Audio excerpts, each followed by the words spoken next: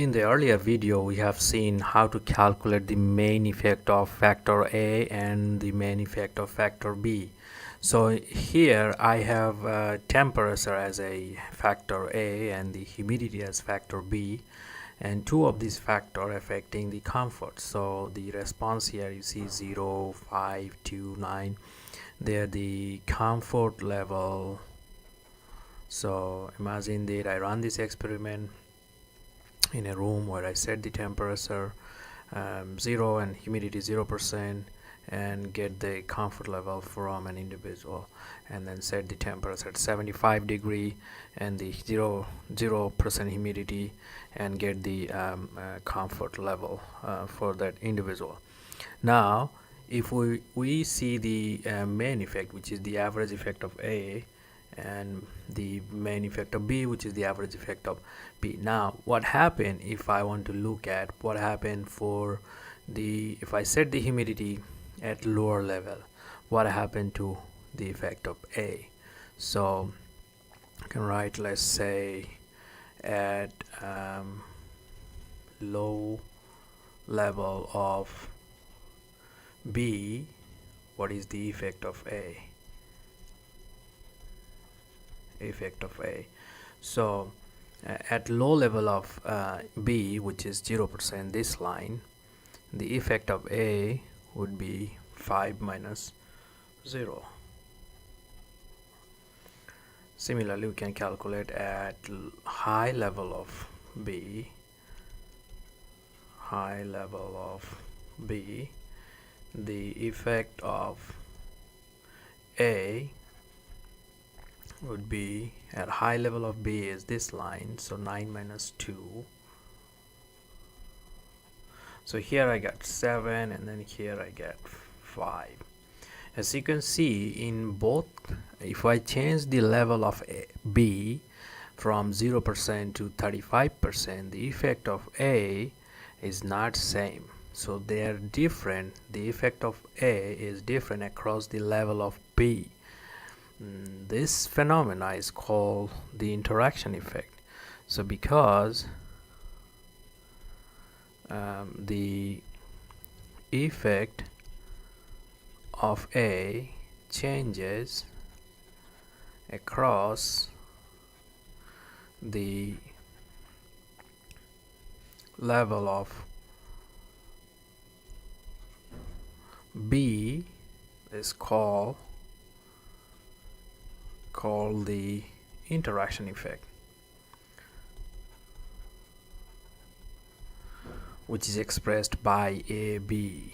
Now to calculate the average interaction effect, it would be 7, the change in difference if I go from high level of B to low level of B and see the effect of A, the change of difference, average change would be that. So I'm going from high level of B to high level of A and high level of B, and then looking at the effect of A.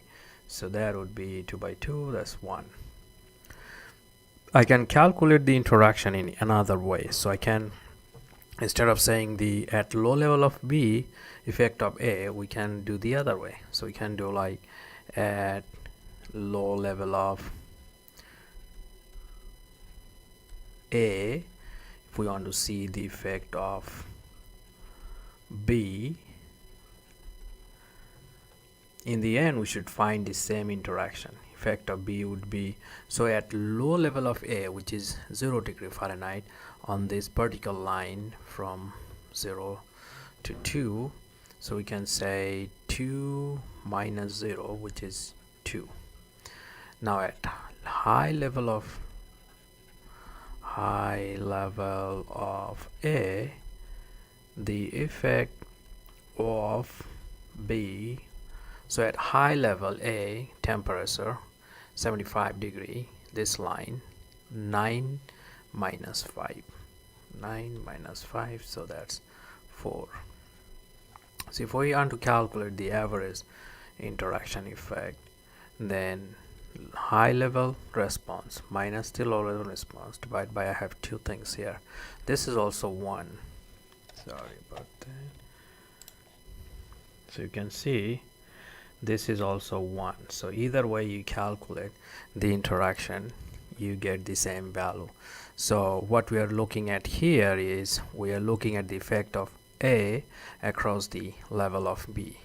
If we plot this in a graph like this, let's say we are plotting A low level, which is 0 degree, and then A high level, which is 75 degree.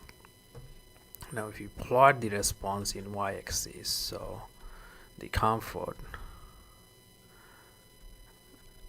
response, which is comfort here, goes along the y-axis, then if we want to see only what happened to the low level of B, so here just plot the low level of B. So at low level of B, we're trying to plot this situation right in this graph.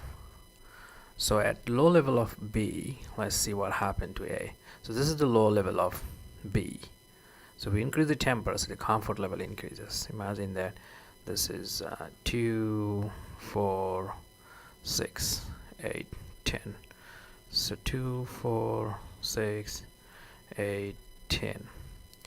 So at low level of B, if I increase from 0 to 75 degree, the comfort response is right here, 0. This is 0.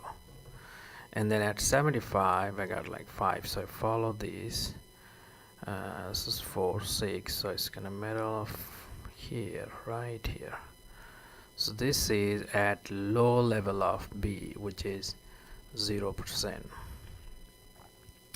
Now if I want to see what's going on at high level of B, which is 2 and 9, 35%. High level of B is 35%. So at 35%, 0 degree, my one response is here, another response is 9. So I follow this line somewhere here like this.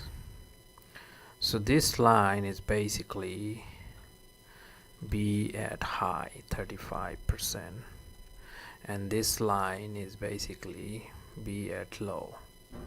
As you can see, there is a little bit not exactly parallel. The knot is drawn to the scale, but the interaction effect is not really too high, just 1, so they're not parallel. So if these two lines are parallel, then we would say the change of A across the level of B are same. So if these two line goes parallel, if this two line goes in a way, so they're gonna intersect. So we're gonna, if we basically extend this way, it's gonna somewhere interact, which is called the interaction effect, which is the visualization of the interaction effect. So basically, if we see a effect of one factor across the level, effect of one factor changes across the level of other factor, then there is a significant interaction. So we should see some value like here 1, and then we also should see the same thing in the in our plot right here we have seen. So that's about the interaction effect in a factorial experiment.